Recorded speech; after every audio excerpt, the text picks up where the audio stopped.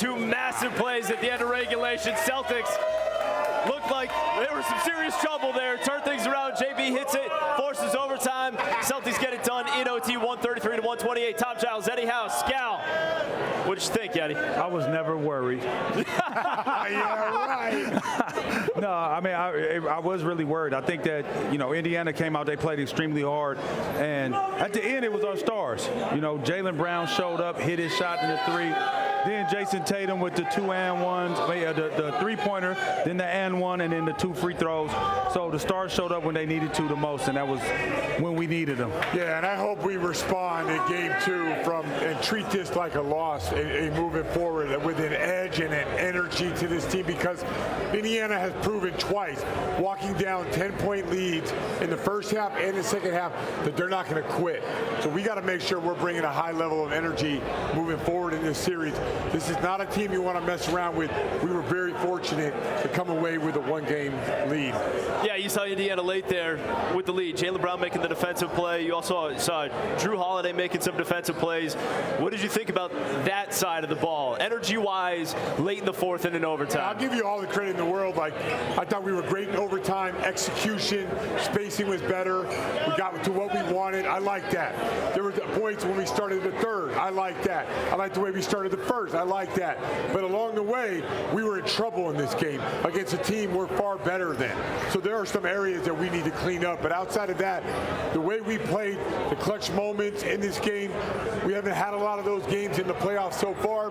Those clutch moments we delivered late in the game and through overtime. And you know what? Indiana's going to go back and they're going to look and say, man, we turned the ball over 22 times, gave them 32 points. We cut that down. We win that game by double figures. But regardless on all of that, the fact of the matter is I really thought that we played spurty basketball in spurts. We played really good in spurts. Then we looked like, what are we doing in spurts? And some of those spurts were longer than others. And the ones that were longer sustained were the ones that I felt like we could have played a whole lot better. Defensively being engaged, there was miscommunication in the third quarter. If it was a dribble handoff, we're giving guys threes in transition, not getting out to our man, allowing walk into three-point shots. So those are things they got to clean up, and they have been off for a while. So not to give no excuse to the Celtics for, not having those things all the way tightened up. But I think you go back and look at it and say, hey, man, there's a bunch of possessions, not only defensively but offensively, that they could have been a whole lot better. Yeah, and I can say this. Like the Drew Holiday at the end of the game, he was pressing Tyrese Halliburton and he forced a turnover. I just need to see more of those possessions throughout the game. I don't understand why we have to have our back against the wall for us to play that hard. I get it. You get up 13 and a team cuts it to 6. You should overwhelm them with your talent, offensively, defensively. You should overwhelm them with your physicality, and we did not do that tonight. Like I said, I'm going to say it a lot throughout this show. We were very, very fortunate that Indiana has not been in a situation where Siakam is going to the ball and he's going away and they turn the ball over. That led to the Jaylen Brown three in the corner. If they're not making those errors, we're not in a position to even tie this game. So I'm so happy that we got the win. It's a massive win when you're trying to just win 4 games, right? You can lose this game and you could be fighting, getting yourself out of that hole. But we're fortunate, but we got to play a lot better. Celtics had lost 3 straight game ones in Eastern Conference Finals. Snapped that streak tonight with this win. Let's go to that play you're talking about right there, where Jaylen Brown pressuring Pascal Siakam on the inbounds and forcing the turnover here with 10 seconds to go. Taking another look at it as well. Siakam never sealed off Brown. That pass was a direct line. You probably, when you throw those bounce passes for a guy to adapt, and that led to this right here, which is an incredible shot. And by the way, he got fouled. That's an incredible shot out of the corner to not step out and not step on the line and knock down a 3. Big time shot. Because the ball was inbounded where it was, did Indiana almost have no choice? Like they couldn't even foul in that situation to take away the 3? Indiana could have took away the inside of the basket and let it go that way. There's a lot of things they could have done, but a very great play. I haven't seen Joe Mazzulla run that play. Good job by Joe. Good job by the team executing. I want to say this. I think that, can Indiana play any better?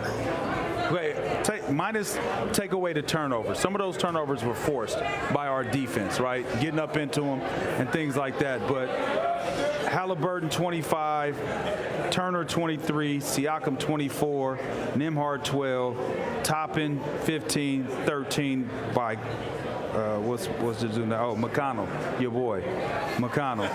And then 14 Neesmith. I mean, do you think that they could play any better? And is there room for them to grow compared to our growth? But I think you're asking a question. They do that because of our lack of defensive intensity. That's why they have. So we could be better. Oh yeah, we gotta be better than that. We gotta be better than that. That defense. Listen, our defense today for about 50%. 50% of the game in Game 1 of the Eastern Conference Finals. Suspect. Very suspect. Well, they made a couple plays in overtime. Let's take you through what happened in OT again with this game tied at 117 going into overtime. And Tyrese Halliburton hit a three to give the Pacers their early lead. Celtics fighting back. This is Jason Tatum getting the bucket and the foul. That gave the Celtics a 1-point lead.